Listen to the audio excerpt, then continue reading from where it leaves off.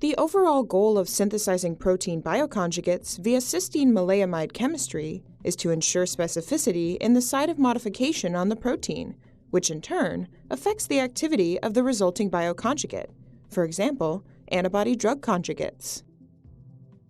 If you're interested in protein structure or function and you do research in nanomedicine, fluorescent microscopy, or systems chemistry, then this technique will help you answering your questions.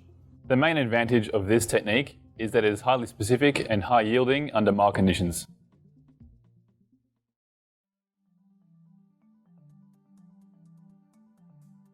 To begin this procedure, dissolve 12 milligrams of lyophilized cytochrome C in 6 milliliters of 20 millimolar phosphate buffer. Pipette 60 microliters of freshly prepared 1 molar DTT solution into the protein solution to reduce the cytochrome C.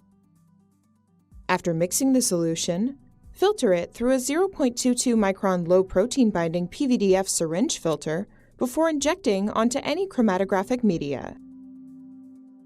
Next, purify the reduced crude cytochrome C solution by fast protein liquid chromatography, or FPLC.